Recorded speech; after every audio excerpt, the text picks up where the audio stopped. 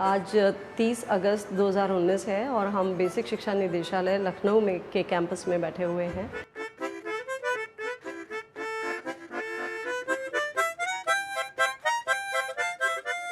ये जो टाटा ट्रस्ट की तरफ से एक initiative combined with the basic education लिया गया है, एक बेस्ट प्रैक्टिसेस की टीचर्स की बुक पब्लिश होनी है, उसी के रिगार्डिंग हम लोग 2 दिन की वर्कशॉप में आए हुए हैं।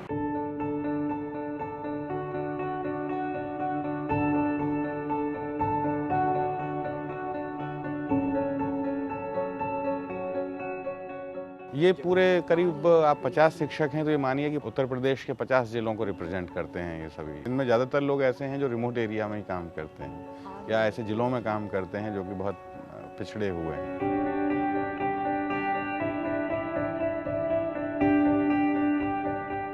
अनेक कठिनाइयां हैं, फिर भी ये शिक्षक असाधारण प्रदर्शन कर रहे हैं और इस प्रदर्शन के पीछे उनका जो परिश्रम है, उनका जो विश्वास है कि नहीं मैं इसको बदल सकती हूँ या बदल सकता हूँ, दिन प्रतिदिन या हर घड़ी जो एक नई चुनौती, नई समस्या रहती है, उसका समाधान कैसे निकाला जाए, इसमें जो उनका इनोवेशन है, जो एक नवाचार है जिसको कहेंगे, वो बहुत ही रेखांकित करने योग्य है।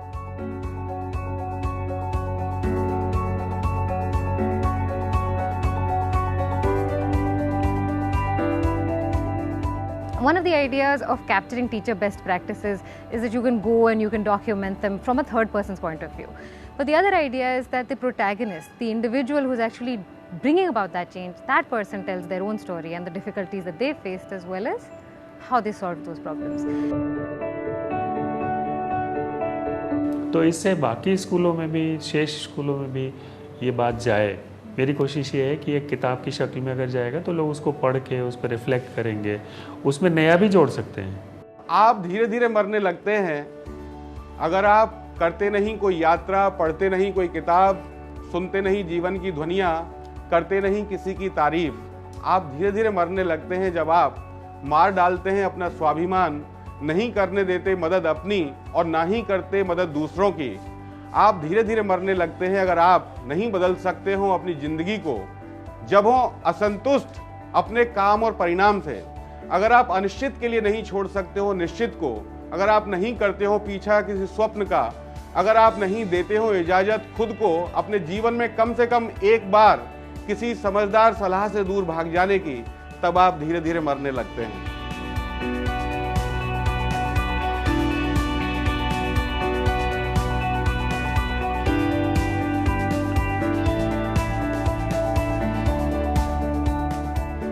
जब हम लिखते हैं सर तो सबसे बड़ी चुनौती ये है कि सामने वाला उसको पढ़ने के बाद उसके मन मस्तिष्क में एक ऐसी टंकार होनी चाहिए कि वो उससे इतना प्रभावित हो कि वो भी कुछ ऐसा कर गुजरने की चाहत रखता हो। ये हमारे लिए सबसे बड़ी चुनौती है।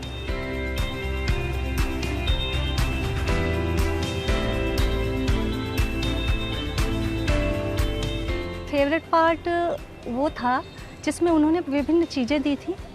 मैंने जब वो पार्ट उठाए जिसमें कैंची, दाल और विभिन्न चीज़ें थी, मैंने सोचा लिखूं तो क्या लिखूं, लेकिन जब स्टार्ट किया तो मुझे पता चला कि इसके बारे में भी, इस छोटी सी चीज़ के बारे में भी बहुत कुछ लिखा जा सकता है और मैंने लिखा।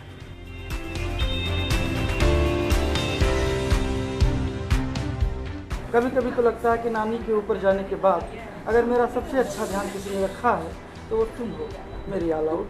तुम्हारी खुद की सेहत कमज़ोर हो रही है तो तुम आराम करोगे। हो ही नहीं सकती तो इनसे प्रेम क्यों? अब तुम ही बताओ। अभी अभी तो तुमसे प्रेम हुआ और अभी ये कुछ आ रहा। मेरा फेवरेट पार्ट जो आपके पास सब्जेक्ट है उसको आपको लेटर लिखना है। ये मेरा फर्स्ट टाइम है कि मैंने कोई चीज़ लिखी है, तो कुछ गलत हो तो सो सॉरी।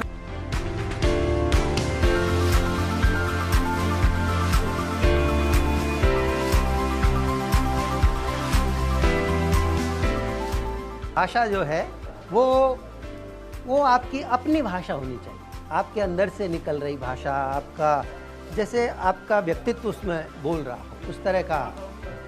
तो हम अपना जो टॉपिक चुने उस पर कितना केंद्रित रह पाते हैं, है ना, इधर उधर न भटकें, क्योंकि नॉलेज तो हमें बहुत है, लेकिन हो सकता है आपने जो टॉपिक चुना है आपकी बहुत नॉलेज की उसे ज़रूरत न हो।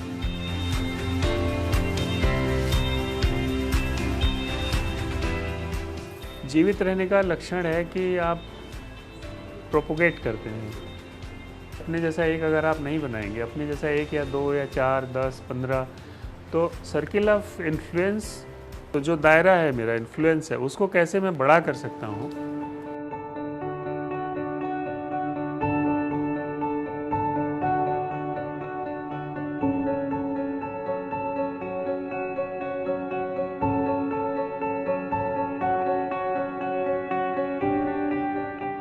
तो एक शिक्षक तो हम थे ही, शायद हमारे अंदर की जो लेखक की प्रतिभा थी लेखन की, वो भी इस कार्यशाला में उभर करके आ गई।